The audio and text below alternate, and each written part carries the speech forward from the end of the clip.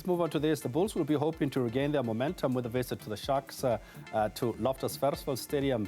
Prior to the break, the Pretoria side had conjured up 3 wins in a row in all competitions. Now their next assignment will be a wounded Sharks, a team that will look to bounce back after a loss against the Lions last week. Our sports reporter Yolulwe Qoshe now joins us all the way from Loftus Versfeld Stadium. Yolulwe, it's a day of derbies, so we know there's a football derby, and now we're speaking about a South African derby. I'm not too sure if you want to hear the results of the other derby, but we'll focus on this one. What are conditions like at Loftus? Well, a very good afternoon to Studio Queen, as well as to the viewers at home, of course. Not too sure why I wouldn't want to hear the results. My home team are Bushbucks. They no longer play in Queen, so I've got no interest in football unless it's Bafana. But coming into matters here at Loftus Versfeld Stadium, we had a little bit of a problem that we encountered coming into Pretoria itself. There was a bit of a storm here when a lot of rain came down at once. It delayed traffic, even coming into the stadium itself. And more than that, it came with lightning that further delays the kickoff of this particular rugby derby between the Bulls and the Sharks for 15 more minutes. So the players I've seen have just come out to start their warm-ups. Unfortunately, we can't show that part because of the rights issues, but there are also fans starting to come into the grandstand now. You can tell that some of them were just waiting for the rain to subside before coming into the stadium. And I can also just start to hear a little bit now that there's a little bit of excitement coming from those grandstands, from the people that are excited to watch the Bulls coming into this game on a good run of form, with the Sharks also hoping to come into this particular game getting revenge or to avenge a loss against the Lions at the Highveld last week at Ellis Park Stadium. Now you speak about the Bulls who were on a great run just before the break. How tough is it going to be for them to regain that momentum, particularly against a team like the Sharks? I mean, it's always tough whether, you know, this is one thing, being able to have a break and then build, you know, some sharpness through the break with training drills. But it's another playing an actual rugby game against another tough team. And it's also even more tough to come back from a 3-week break and play an atrocious fixture like a South African derby against a Sharks team that will, of course, come here trying to get a double over the Bulls. But what the Bulls did do during the break is they went away to Boland and played a friendly, which they won last week. And that was designed, as Coach Johan Ackermann said, to get that match sharpness into their legs so that they don't come into this particular game cold. They want to be able to, if they had any cobwebs, to get them out in that particular game, just a friendly match with no consequences, so that they can have a little bit of rugby in their legs, a little bit of physicality in their bodies coming into this particular game where lock points are on the line, and of course just points that will hopefully get them into the playoff rounds of this United Rugby Championship campaign. On the other side, the Sharks lost to the Lions. How much will that play in their mind?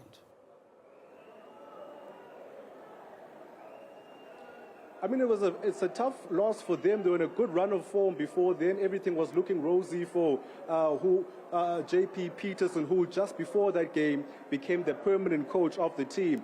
And I remember I put out a tweet saying that's when the pressure starts, when you are now no longer the acting coach, but the official coach. And ironically, he lost that particular game. I hope I didn't curse him, by the way, Gwena. That was just an observation from a sporting perspective. But today, they'll want to come and avenge that, because for the Sharks, they know that a victory today, they're just 1 point away from the Bulls, who are currently lying in that last place for the playoff rounds. The Sharks are 10th at the moment, but they're just 1 point away from the Bulls, who are at 25, they're 24. If they win today, then they usurp the Bulls into those playoff positions. So again, a victory for them here at the Highveld is going to be humongous for them. It's going to be big for JP Pietersen, as well as a coach who can say that, look, I had a bit of a blip last week with this team, but the boys still believe in me and what I'm trying to instill in them, and they will show that they're still a good team. And last week was a mistake.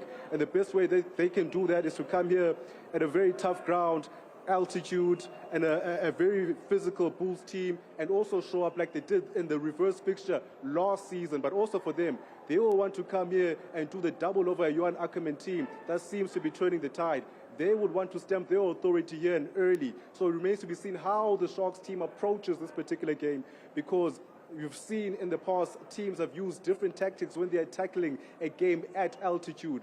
we've seen teams come to altitude and go full on with their starting lineup, knowing that at 60 minutes they're going to make a whole host of changes. Other teams have paced themselves through the whole 80 minutes in order to get the desired result here in the Highfield. So it remains to be seen what type of approach JP Pietersen will have with the team that is put out here today.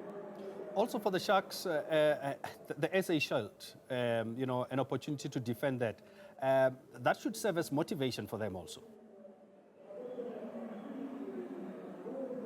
Yes, Gwena, it's a little bit of a weird situation because they find themselves fighting for their lives in the United Rugby Championship. Although it's still early, there's still so many rounds for them to get themselves into those playoff positions. But today would be a start for them in terms of getting themselves into that top 8. We know they had a very rocky start under their former coach, John Plumtree. And under JP Pietersen, they've been slowly repairing those particular rounds that put them on the back foot. They know today, after the result from the Lions, that they will need a solid bonus point victory in order for them to secure and defend that SA Shield. But also, I think the bonus to that SA Shield will be the fact that they're not only getting the SA Shield, but they're also getting themselves into the playoff positions. And then they would like to use that as the platform and the catalyst for them to go further and further up the log in the remaining rounds of this competition as well. And just finally, who are the players to watch from both sides?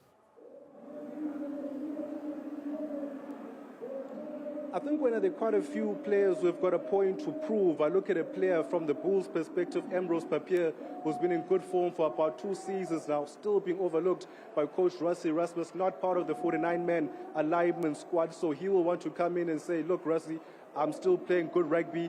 If anything changes, I'm still going to put my hand up and I'm not going to drop my head. So he'll want to put out a good performance out here today and show himself against a Springbok scrum half, a player that is in the alignment squad, a player that has had an upturn in his fortunes in Jaden Hendrickson. But even on the Shark side, there's a player called Lorenzo Dries who wants to prove that he also deserved an opportunity to get into that alignment squad. Over the last couple of weeks, he's been one of the standout players for the Sharks, playing in various center positions.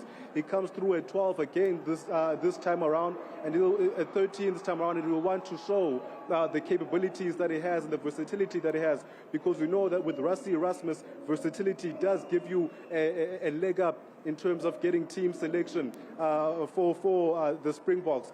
And also in the Bulls ranks, Elrich Lowe, a player that's been slowly getting himself back into the reckoning for the Bulls. He's been sluggish. He's not been his usual robust self, who has been mobile. He's building the fitness. Now is the time for him to start showing why he was a Springbok, and he was one of the best players in the Springbok setup back in 2024 before he suffered a long-term injury. So today as well for him, there will be an incentive to show of course, the SA coaches will be watching these South African derbies and to show them that it's not a mistake that has been trusted once again to be in that alignment camp. But then now the trick is, where does he fall in the pecking order in the likes of the Evan Roses, the Ben Jason Dixons, and other players, that even an Emmanuel Chituka, who plays for the Sharks but is not part of this particular match day squad. So he's a player that will be looking to put his hand up, not only for the Springboks, but for the Bulls faithful who believe a lot in him. Makazola Mapimpi on the Sharks side, a player that made it to the alignment camps, a player that people thought, and it seemed like was being phased out a little bit by Rassie Erasmus with the new influx of wingers coming into South African rugby. Today, another big occasion. There will be eyes on him. He'll want to prove to the people watching, as well as the selectors, that he is still a player of immense quality, a player that's got 2 World Cup victories under his belt, and a player that can still do a lot for not only the Sharks, but the Springboks as well, as we're only now 1 year away from the defense of their rugby title in Australia next year. So it all starts now for all of those players that I've mentioned, if they want to get themselves into the reckoning for the green and gold, Gwena. Right, Yolulwe Qoshe coming live to us there from Loftus Versfeld. We'll keep you up to speed as soon as that game starts.